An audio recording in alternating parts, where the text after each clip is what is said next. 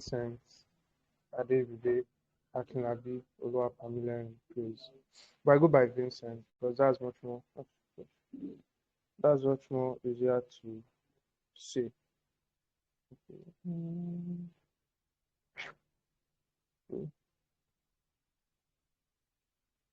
Okay, let me just use it like this. So I, as Tolu said, an NYSC Copper 7 in Kwara State, but unlike Tolu, I wasn't posted to the capital. I was posted to a village, essentially. So I'll be giving you guys my perspective on NYSC from a rural place because um, a lot of you people, not a lot of people, a lot of people might, you know, unfortunately come to somewhere like I was. Unfortunately, because we'll get to where the unfortunately is. Okay, so I'll be starting with this scripture. And then it's just to give you guys what my talk is about. It says, look at what I've done for you today, or what I'll do for you today. I've placed in front of you life and death, good and evil. Okay, from Deuteronomy 30, verse 15. And then this scripture is important because what I'll say, some of it might be good and some of it might be bad. So I think this scripture will just to give you guys some kind of influence. Okay. So the first part about getting a rural place is your PPA and getting a job. For most of you guys here, you already know what. Can you hear me? Yeah, I can hear you loud and clear. Okay, for most of you, I'm sure you already know the meaning of PPA. Okay, which is your place of primary assignment. For those of us that went to other and the rural places, we get our PPAs mainly at camp. Like for a lot of people that go to the cities and the other developed towns, they get their PPA also in camp, but they have the greater flexibility to change because here the places and the industries to work to they are very very limited. In fact, they are so limited that it's only in schools and medical facilities that you can actually work in for the most part. Okay. So in schools, you have this list. You have four main categories. You have the public secondary schools, commonly known as GSS, which is government secondary schools. We have the private secondary schools. We have the colleges of education, and we have the universities and the polytechnics. So where I am is the local government is called Baroti in Kwara State. So there aren't many universities there, but there's a college of education in Baroti. The majority of corpers are posted to public and private schools. Okay, so there's a huge difference you should be aware of. While public schools might seem like a bad option to a lot of people, they actually procure a lot of benefits in the sense that for public schools, they are given greater autonomy. In the case of private schools, your employer most likely pays you and then requires you to be a mini staff for him. So you don't get a lot of flexibility as you would in a public school. In colleges of education, I have no idea because from my standpoint, nobody in my lodge is staying at or is serving at a college of education, so I have no idea. But we'll come to lodges very soon. Okay, so we talk about the pay versus the perks. So for private schools, my school, I'm getting a very, very large amount of 7,000 naira a month. That's base salary. And then depending on how good I am, good is airborne. Depending on how good I am, I can get a raise of like, I don't know, I think 1.5 to around 2K. So that kind of range, depending on how many times I come for lesson in a month, I get that amount, which I don't do by the way. But yeah, that's for pay. And then for perks, as I said earlier, public schools don't pay you, but they treat you like you are meant to be treated, a copper, not a staff. So you come you come as you want for the most part of it here in the wrong place. Come as you want. Okay. And then we'll be talking about the barber of its accommodation. Where are you going to stay and where are you going to be in? So there are mainly four types or groupings of accommodations.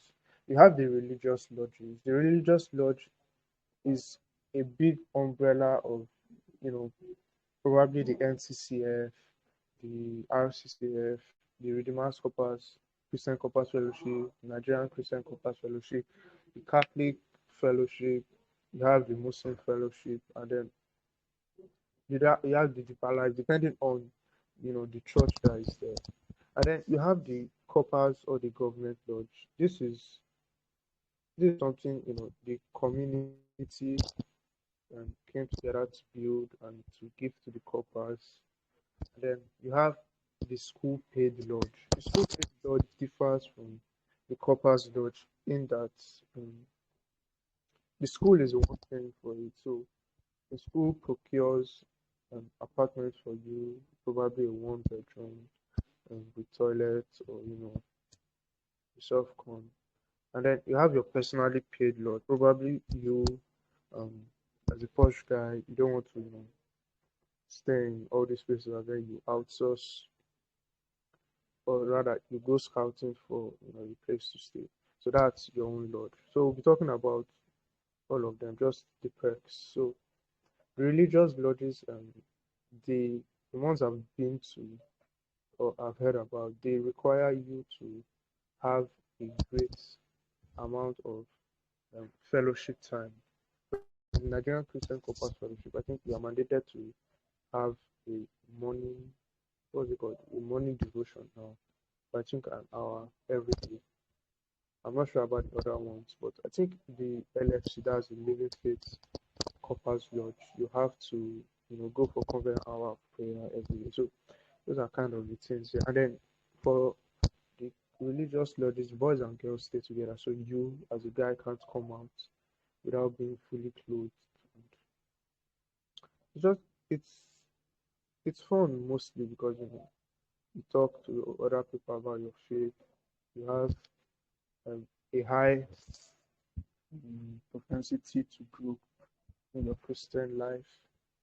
And then you have your school paid lodge. And this can be something from, a three-bedroom flat that your school just buys for all of the coppers there to, one bedroom, depending on how nice your employee is. Then you just finding your own lodge. It just comes with everything you actually want. You can decide to, buy a gen, ask for the ones that have good and working toilets.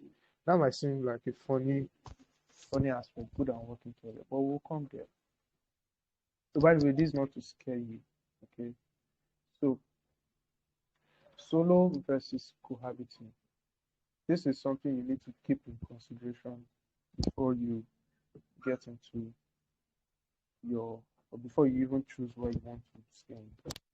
For the most part,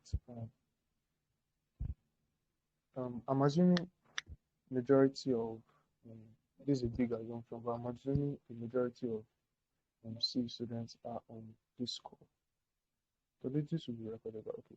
So Yeah, yeah, for yeah. C, Everybody here is a CU student, but I think you should just, so that those that would listen later that are not CU students can understand.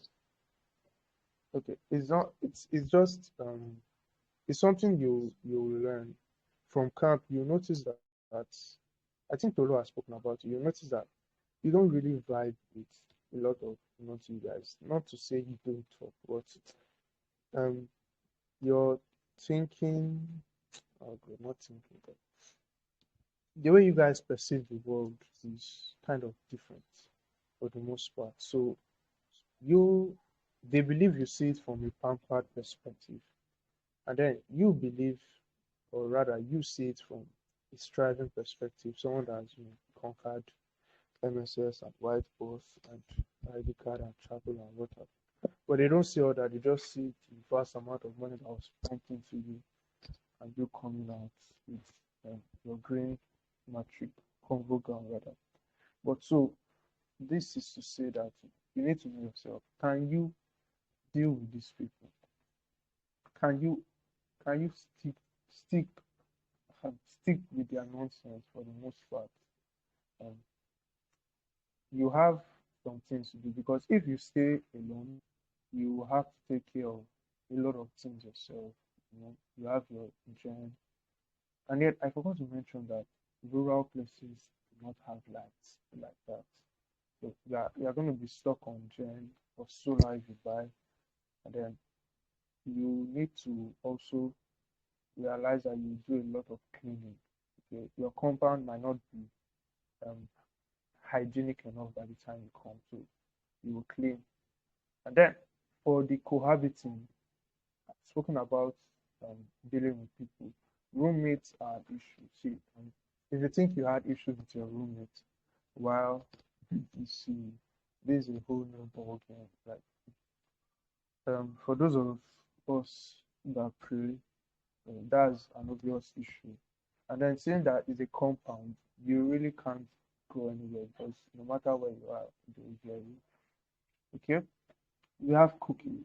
Um, when you cohabit, there's this mindset you have that you have fun and what are we trying to do, So one guy makes food for everybody. I don't know how you share Charlotte. Someone makes food, excuse me, the other washes, that kind of stuff. And then you have the bathroom and the toilets. The bedroom and the toilet is another each, and see you again. Like we don't really appreciate what those women do with those toilets, especially Daniel Hall. Daniel Hall was a crazy mess. Like, but then you find out that there are worse human beings in terms of hygiene than Daniel Hall. And then you need to know how can you deal with this person based on your temperament. Okay, so we need to also talk about this pit latrines and unlimited goods. You said unlimited goods. What? Really? Yeah, so I mean, I get pit latrine, but continue. okay. So for the pit latrine, I think it's self-explanatory. Okay. The way should I tell you guys how I did it? But the way I did it was I just have a bucket, period. I think giving you guys too much details would be bad. I have a bucket for that purpose. Then I restrict my activities to night when I know I can be vulnerable without being exposed. So pit latrine and then unlimited goods. It is crazy. Over here in Kwara State, there are more goats than humans. Okay. In the night, you wake up to goats, and then you try and sleep back, and then you wake up to. For me, my lodge is just directly beside the mosque, so I wake up to their door every single day. So goats keep me up all night, and then the mosque keeps me up all morning, which is a good alarm clock, by the way. So yes, the goats um look at you straight in the eye, and then you definitely can't do anything. They can shit in front of sorry, they can pass out feces in front of your lodge, and then you have to clean it up, and then you literally can't do anything. And oh God, woe unto you if you are planting and then you don't cover, you don't like fence your tomatoes, your onions, your food. Like, woe besides thee, because they'll help you with it. The seedlings and this saplings and everything about it. So goats there. Okay, so we're talking about the community. Obviously, you won't be in isolation. You'll be with um, coppers and non-coppers alike. So there are some things you should be wary of. Okay, first is the culture, religion, and their beliefs. Please, by the mercies of God, I beseech you guys, do not stir up any form of religious stuff you cannot handle. Please. There is, in the north, I'm talking from the north, there are lots of controversies which I haven't experienced, by the way. There are a lot of controversies that you should not, your opinion shouldn't really matter. Like, there are some debates that you get into, and then, for the sake of peace, you just keep quiet.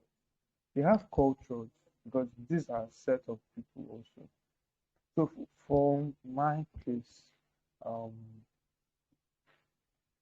guys don't really keep their hair. So I'm usually seen as a madman, probably because of the way I keep my hair. But yeah, guys don't usually keep their hair. They believe it's kind of Yoruba and Benin Republic. Is the cross section between Yoruba land, Benin Republic, and the Fulani. So that midsection of people do not really believe so much in dudes having hair, so they just do not like it. So the religion for most of them is predominantly Islam in the north. There are churches there as well, and they have certain beliefs too. You know. Some days you shouldn't come out, some other days you can't come out. For the food and for the provisions, rural areas give you so much more advantage compared to urban in the case of food. You can get so this is me giving you guys tips. With 300 naira, um, you can make is it concoction rice now? You can make concoction rice that can serve you for the day. So you buy 100 naira rice, you buy a 100 naira tomato, and then assuming you have salt, pepper, onions, and the rest, you can then get like 100 naira fish. Then you do the necessaries and you have your food. Whereas I think Is a lie. 100 naira fish is a lie. What? so Wow. yeah, so being being a copper gives you an extra um leverage. That's if you learn how to speak the language too.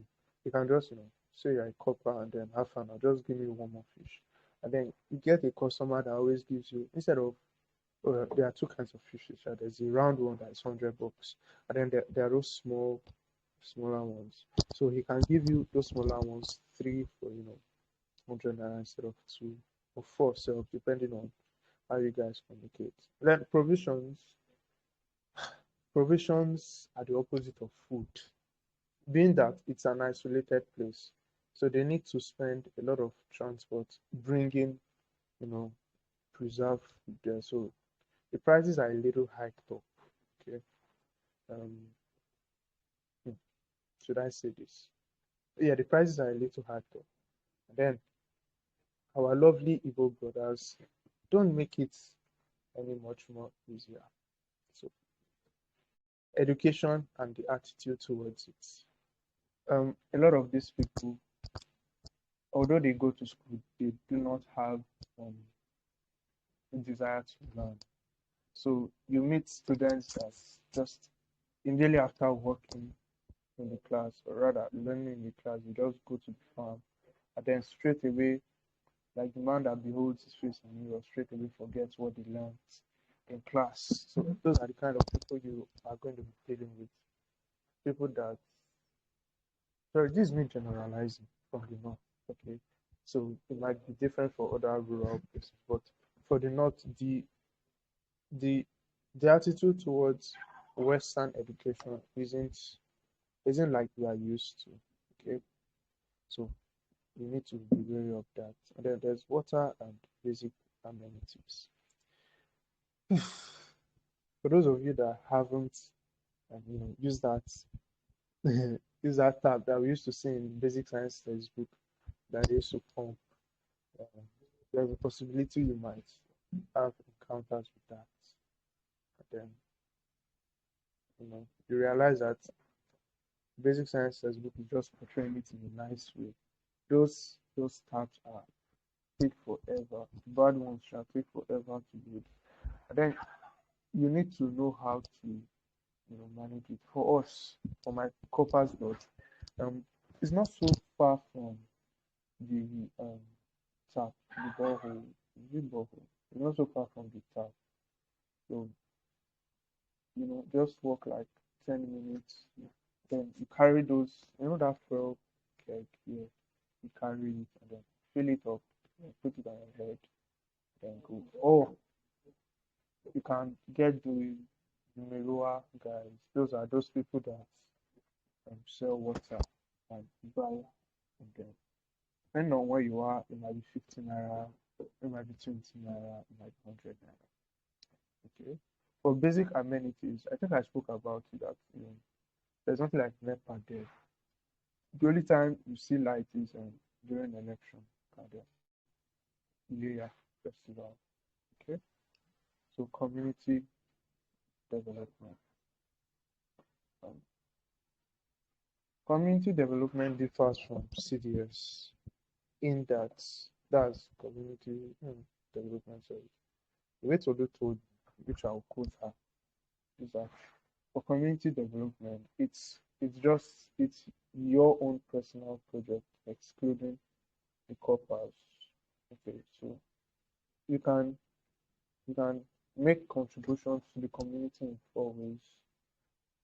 Well, you can do it large scale, like you know, making a borehole or just doing something that it's really going to impact a lot more people than the small scale. Small scale can be anything from procuring procuring people to procuring transporters from um, the urban place to the rural place, and then trying to find some sort of agreements between the settlers and then the people bringing in goods. It can be as little as trying to just see how you can subsidize some things, or even fixing up the tables, fixing up the chairs in the class, buying a computer or two, buying like a lot of books for them. That goes a long way too.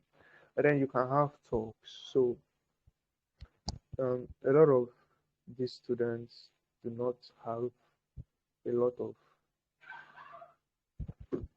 of morality.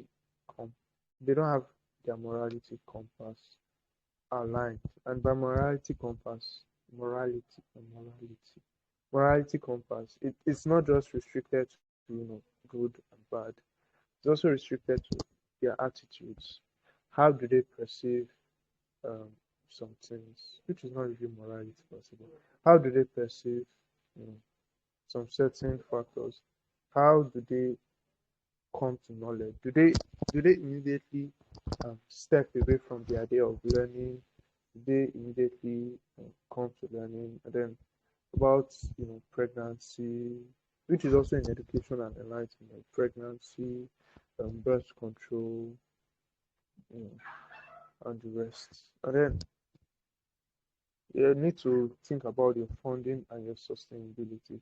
For the large scale ones, if you have if you're saving up to do this, it's totally fine too. But you need to it's a good practice to get some form of sponsorship for the project, just to alleviate yourself from a lot of the expenses. Just give a lot of people that really want to help some way of helping by funding. I think Koala had something like that.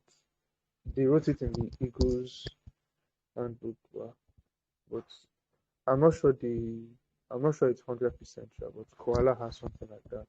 And then we have sustainability. How would these people, if I make, let's take the borehole for example, which is really common. If I do a borehole today, how long is that borehole going to last in that environment before it fails, before it's damaged? there's the sustainability aspect too. And then we talk about community development. That's the CDS rather. CDS is when you and a group of coppers go out. Oh, I should mention that in rural areas we don't do CDS. Where I am, sure, we don't do CDS. So I cannot honestly tell you what happens in CDS. But from what I've heard to me, you guys go to places, talk to yourselves, and talk to students about whatnot. But from the times that my environment tried to do CDS, they came up with one of these cleaning up uh, the environment they stay in, which they count as CDS. Um, Going to market and shops and educating them on cleanliness, helping them clean their shop, helping them clean the market, and then going to schools and then educating them on literacy and um, technical skills. Okay. Then, in conclusion, a gold mine never looks beautiful. I've said a lot of things, and then it may seem that there's no hope for rural places, but for the most part, you get a lot of time. And Napoleon said something. He said, "Land he can always recover, but time never." There's something that just happens when I'm in a rural place. I just immediately get this sense of of self-management, almost like an entrepreneurship um, vibe. I'm just I'm in control of my time. I'm in control of how I eat, how I just walk around. For me personally, I'm working in a private school, like I told you. But I don't know how, but I'll have to say it's favored. I only go to school on Mondays to Wednesday. Thursday is meant to be CDS, but I told you guys we don't do CDS. So I have Thursday, Friday, Saturday, and Sunday to do a lot of other things I really have passion for. I have those times to code, you know, to take pictures, to edit, just to free my mind of you know, some form of responsibilities that need to be free, like to relax, just to go. And then spending is so drastically reduced. I can say that because, well, for the most part, I haven't for a month. I don't think I've spent up to 20K um, per month, which is rare because like I'm seeing guys spending that in a week. So you don't you get this sense of my money is my money. Nigeria doesn't really affect you like that for a lot of things. You get free you get free food most of the time. You get free services. You want to take a bike, you go there and then by the time you reach your destination,